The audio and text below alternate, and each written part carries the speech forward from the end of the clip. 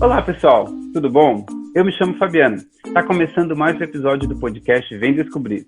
E dessa vez será um episódio totalmente diferente. Será um episódio de áudio e vídeo. É uma série de 4 episódios que nós estamos fazendo em parceria com a Bruna Marques, aquela que participou do episódio número 16, onde nós falávamos saindo da zona de conforto. E esse será o primeiro episódio. Não é mesmo, Bruna? É isso mesmo. A gente vai entrevistar pessoas que saíram da zona de conforto e vai falar um pouquinho dos desafios que elas enfrentaram nessa trajetória. Com quem que a gente vai falar hoje, Fabiano?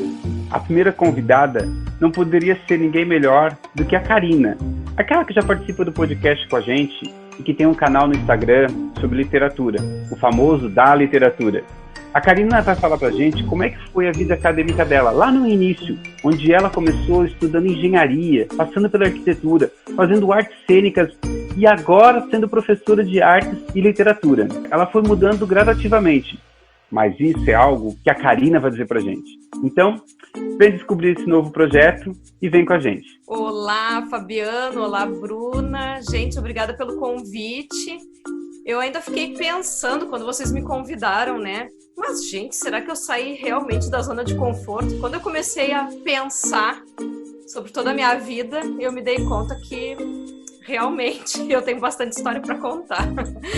Eu sou professora de língua portuguesa e literatura, sou servidora pública do município de Viamão, que é um município da região metropolitana aqui de Porto Alegre, né?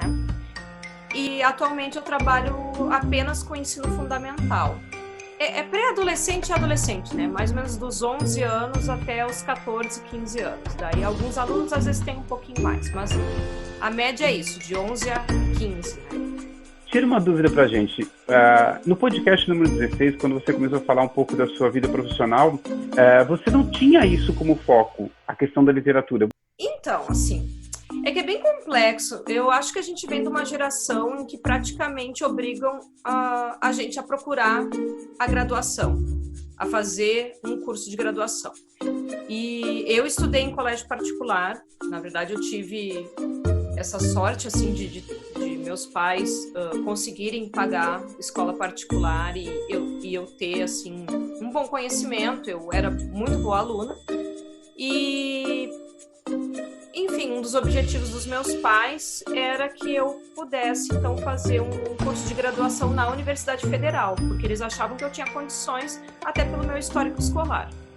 Realmente, para mim, não seria um problema, digamos assim, passar no vestibular, sabe? Que eu vou falar isso, parece que eu tô sendo pedante, mas não é essa a questão, porque eu era muito estudiosa, eu sempre li muito, eu sempre gostei muito de matemática, então eu escrevia bem, eu era leitora, mas ao mesmo tempo eu ia bem nos cálculos, então eu dava conta, assim, de praticamente todas as áreas de conhecimento, eu só tinha dificuldade em geografia e história, basicamente, assim.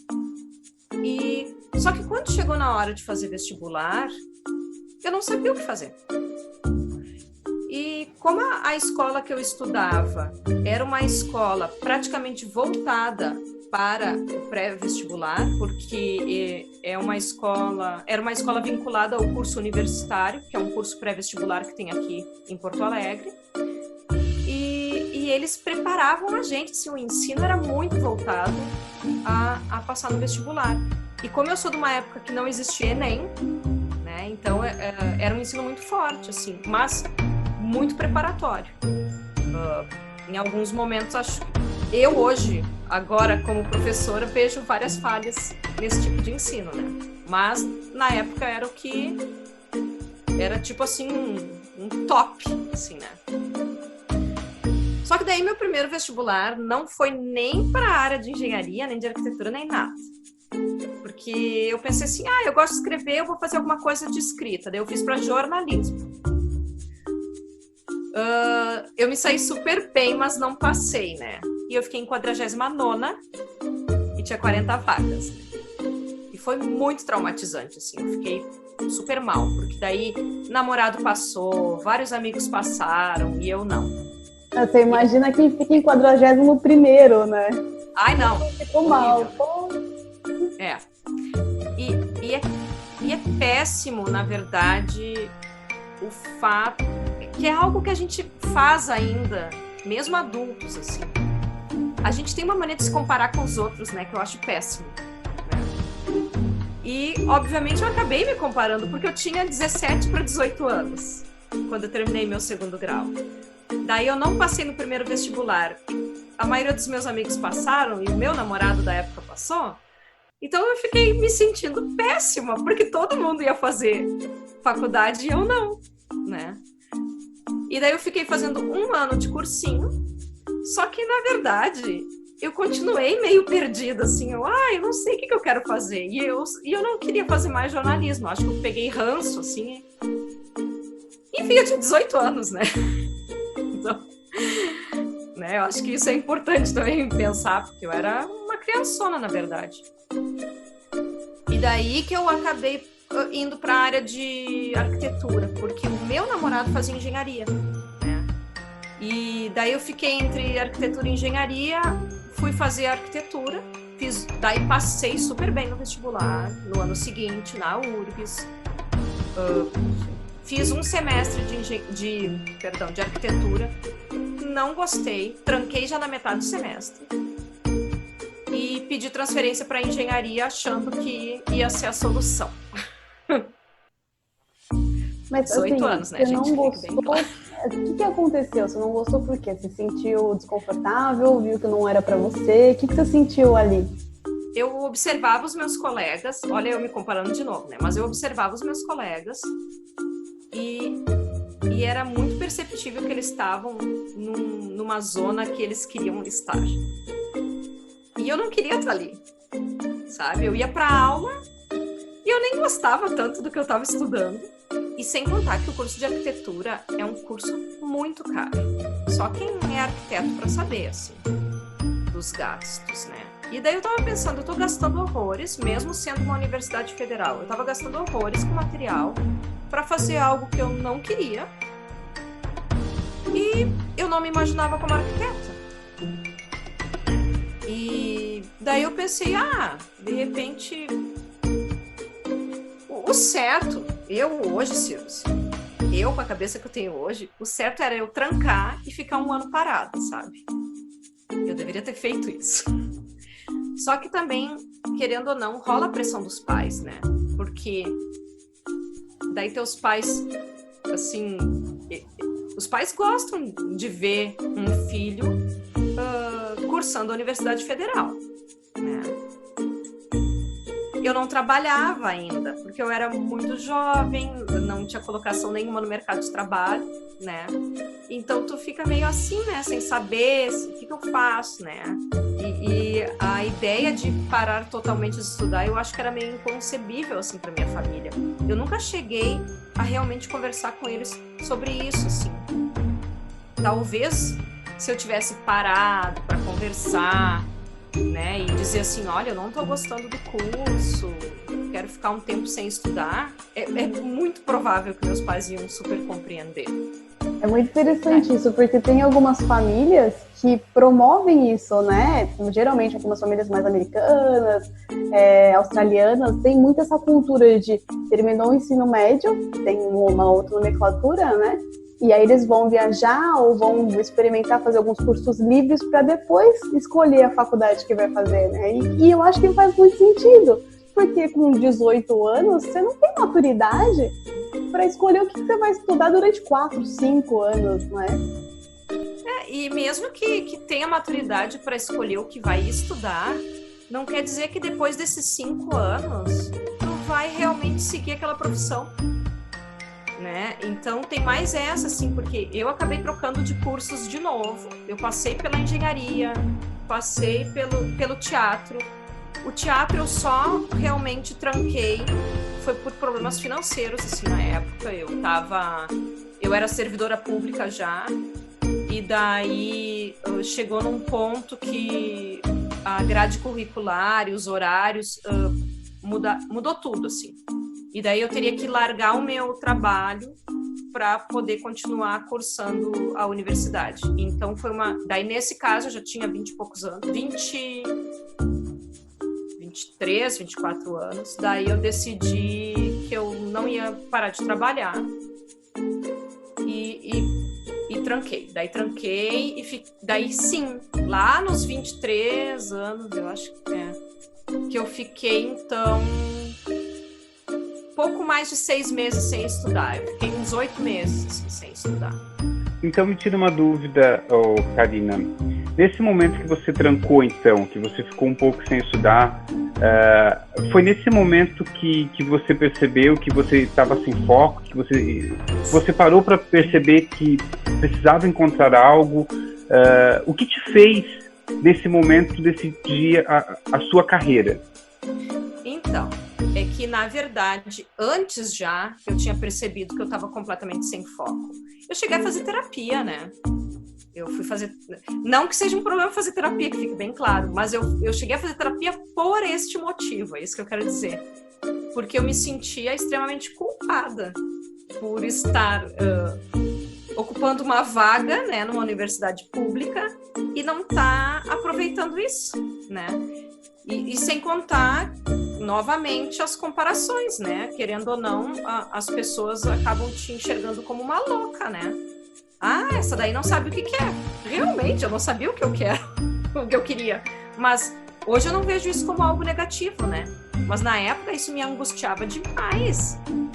Porque, querendo ou não, as pessoas às vezes são muito cruéis, sabe? Em vez de tentar te acolher e ver, o que está acontecendo, aí, os julgamentos Várias vezes tinha gente que falava assim pra mim: que curso que tu tá agora, Karina? Que eu tô sempre perdida, não sei o que tu tá fazendo.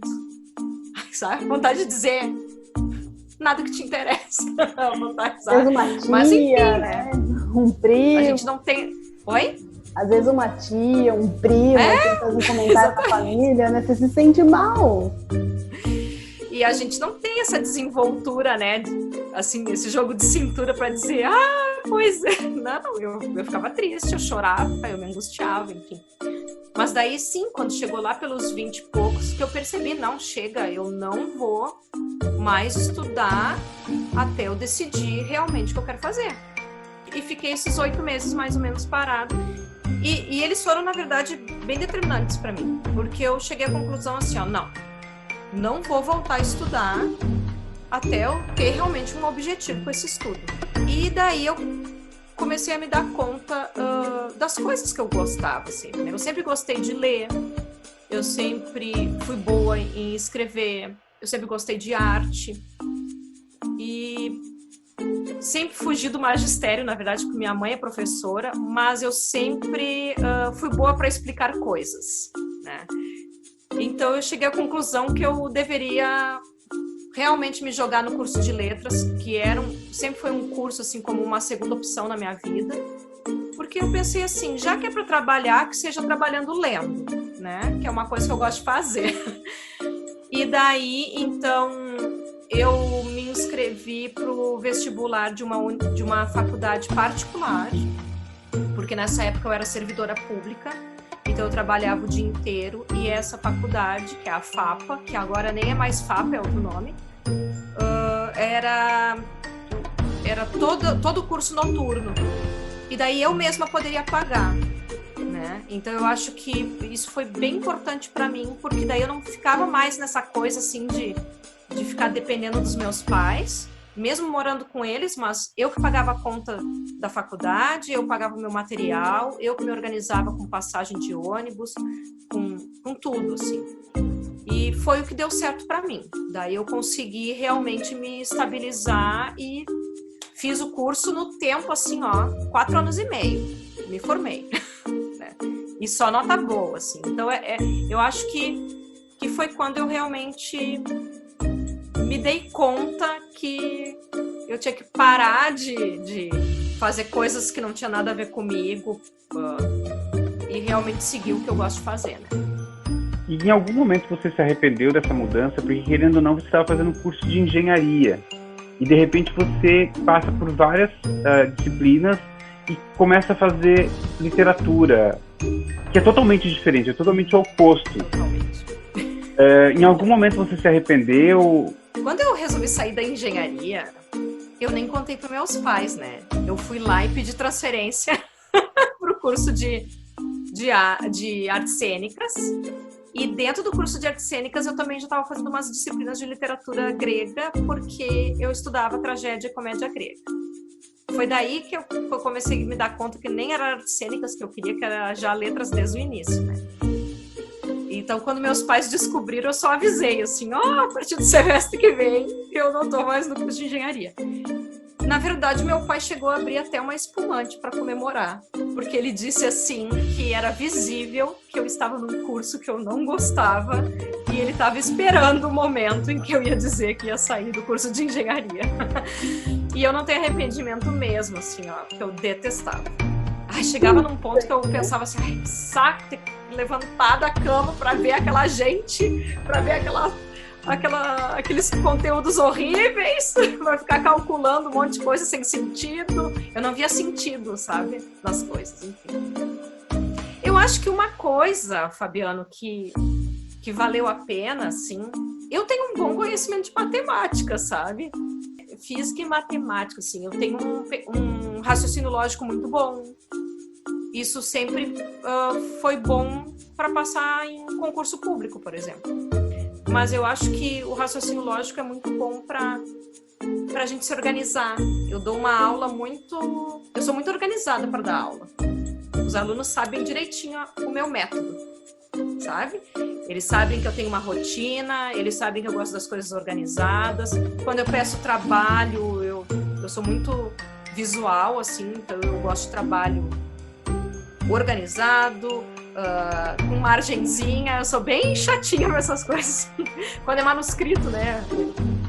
Pegando um pouco o gancho que você comentou, né, do seu pai, que ele até abriu uma espumante. Então, o seu pai, a sua família nunca te pressionou a fazer engenharia ou fazer alguma graduação?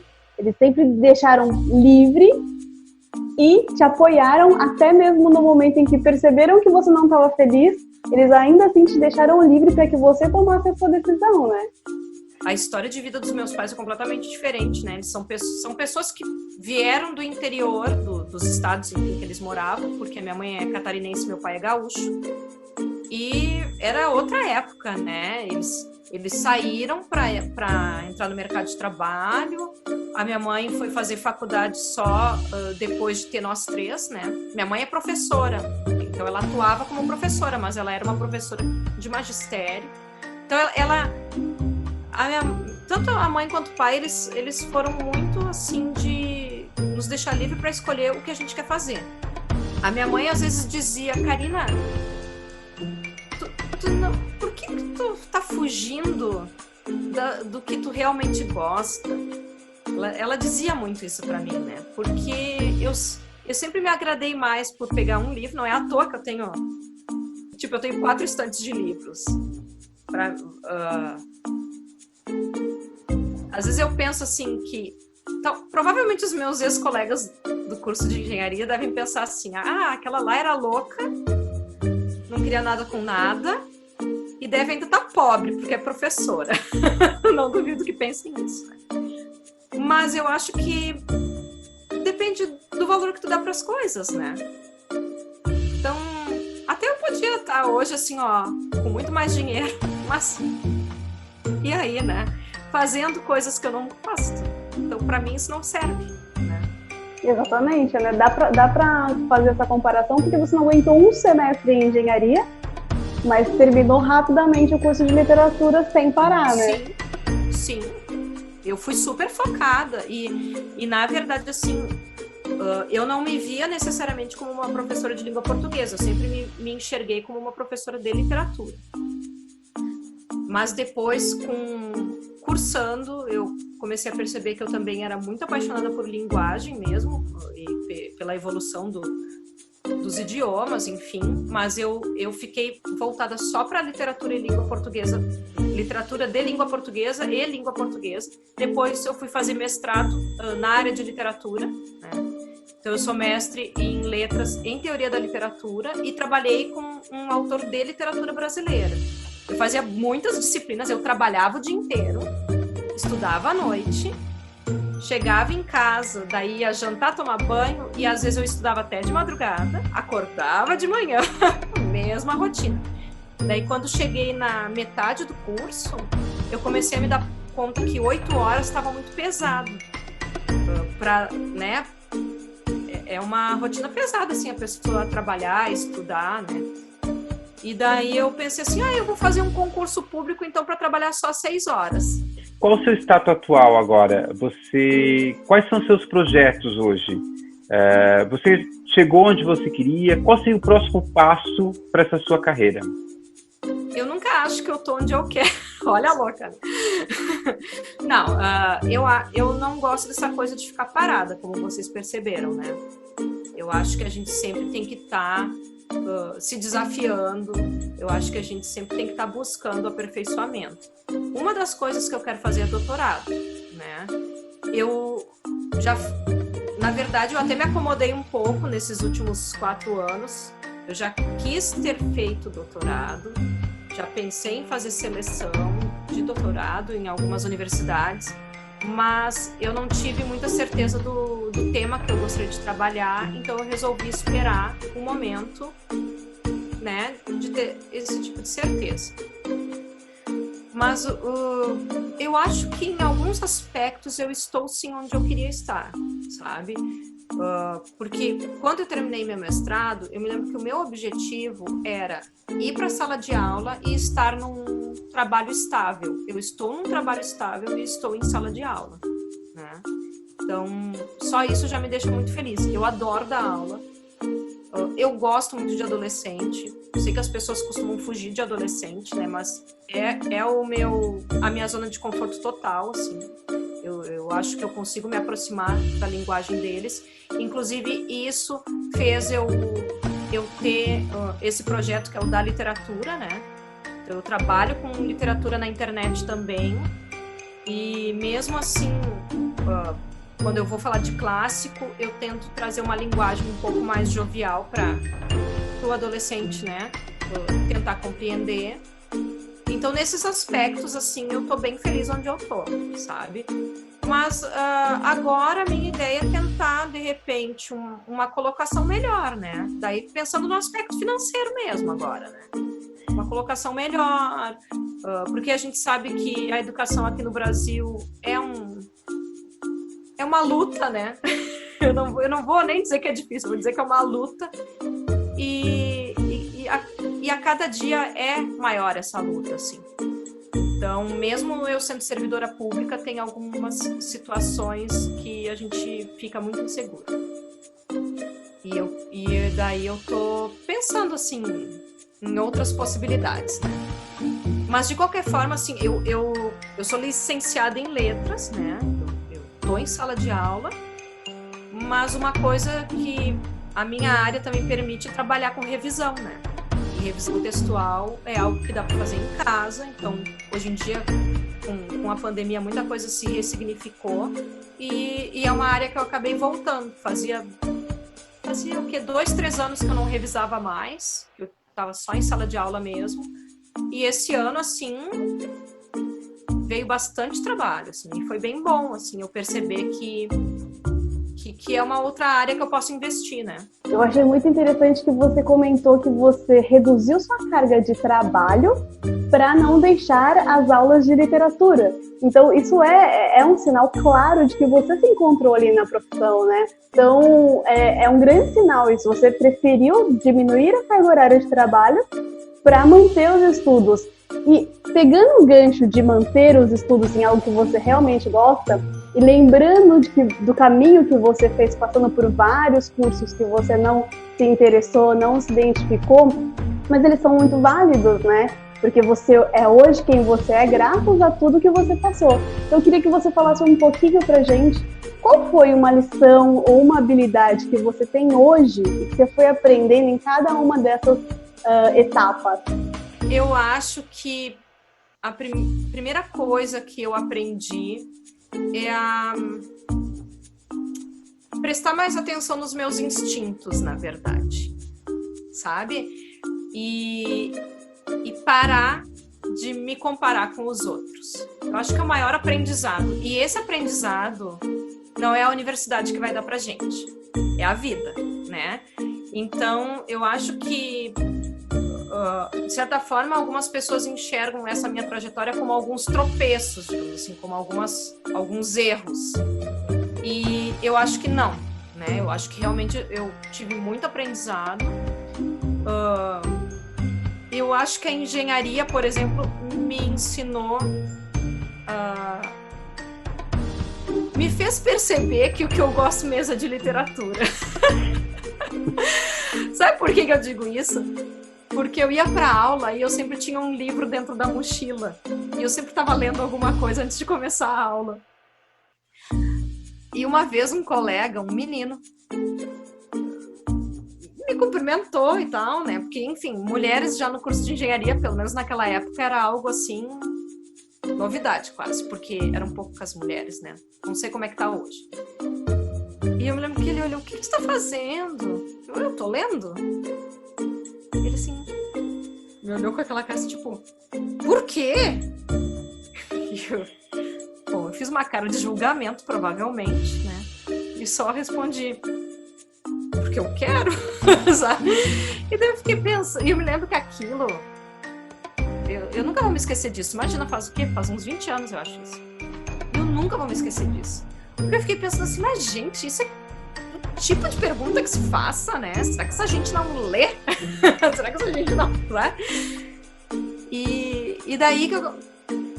E, na verdade, esse foi o semestre que eu resolvi sair da engenharia. Aquilo mexeu demais comigo, porque eu fiquei pensando, eu não quero viver com pessoas que acham estranho ler. Sabe? Eu fiquei pensando muito nisso, assim. E daí eu acho que esse foi também um dos aspectos que eu mais aprendi, assim. É aprender a seguir o que tu queres realmente, a te respeitar, a respeitar os teus gostos, a parar de se comparar com os outros e a esquecer as críticas. Ai, deixa os outros falar, azar deles. Sabe? Vamos fazer o que a gente quer. Porque o importante é ser feliz, né? Vamos combinar. Isso. Karina, a gente está chegando aqui no final e eu queria te fazer uma última pergunta. Para o pessoal que está acompanhando esse vídeo, qual seria a sua dica para quem está passando por uma fase similar à sua, que está meio perdido e está com medo de sair da zona de conforto, ou que está com medo de arriscar sair dessa zona e encarar o seu sonho? O que você poderia dizer? Eu acho que uma coisa bem importante, até foi algo que a Bruna falou naquele nosso episódio, que ninguém é obrigado a sair da zona de conforto, né? Eu sempre fui movida pelas coisas que eu gosto de fazer. Então, para mim, era muito difícil ficar onde eu estava se eu não gostava. Eu não consigo. Mas, se tu não é assim, tu não tem que assim, te desrespeitar, né? Eu acho que todo mundo sabe o momento certo para fazer isso e um momento em que não vai sofrer na hora de fazer isso. Eu mudei bastante e em alguns momentos eu sofri com isso. Então, talvez seja bem importante a gente se dar uma pausa e refletir, às vezes é importante, né? E eu acho que a melhor dica mesmo é assim, ó, seguir o coração. Olha, é muito ridículo isso que eu tô falando. Mas é uma dica mesmo. É seguir realmente o que tu pensas, o que tu sente e não ficar deixando que a opinião dos outros tenha maior peso na tua vida. Porque a vida é tua. A vida é tua. Não é dessa outra pessoa que tá aí, ó, enchendo teu ouvido de coisa. Então, acho que essa é a maior dica mesmo. A gente não se comparar e seguir os próprios pensamentos, os próprios sentimentos. Que ninguém vai pagar nossos boletos depois. Isso mesmo. Exatamente, eu concordo plenamente com isso, viu? Olha... Karina, muito obrigado de coração por ter participado desse projeto com a gente. Aliás, você já faz parte do podcast, mas agora nesse formato novo. E está sendo muito gostoso poder compartilhar com você também mais essa fase. E eu gostaria que você deixasse as suas redes sociais, porque, como a gente sempre fala no podcast de áudio, você tem o Da Literatura. Então, fala um pouco da literatura pra gente. Tá, então, gente, o Da Literatura é um Instagram literário, onde eu dou dicas de leitura. Eu trabalho também com leituras coletivas, então eu tenho um clube de leitura já há 5 anos. E quem quiser me seguir, quem quiser dicas de literatura clássica, de literatura brasileira ou de literatura contemporânea também, porque eu leio de tudo, né? Eu não leio muito romance, na verdade, mas quem quiser dica de terror, ficção científica, enfim. Eu tô à disposição, assim, e quem quiser também, assim, ó, Karina, eu quero começar a ler, eu gosto de tal coisa, eu não sei como é que eu faço para ter este hábito de leitura, eu vou te ajudar também a criar esse hábito de leitura. Da literatura. Isso aí, gente. Obrigado. Bruna? Primeiramente, eu queria agradecer a Karina. Eu acho que a gente abriu com chave de ouro esse projeto especial, né? Porque nada melhor do que falar com uma pessoa que segue o coração e se respeita ao mesmo tempo, né? Acho que isso é um grande exemplo para a gente carregar junto com a gente diante desse momento que a gente está passando, né? Que é um momento de transição, é um momento de mudanças e de abertura para novos caminhos. Então, obrigada, Karina, pela sua participação. Foi muito, muito especial mesmo. Ao mesmo tempo que eu fiquei um pouco confusa, assim, ai meu Deus, olha, vou me abrir, assim, me revelar total, né? Mas, na verdade, eu tenho bastante orgulho, assim, de ver que eu tive coragem de fazer todas essas coisas, e eu agradeço muito essa oportunidade de estar podendo compartilhar com vocês e compartilhar com os nossos seguidores, né? Gente, muito obrigado. Obrigado, Bruna. Obrigado, Karina. E chegamos ao final de mais um podcast.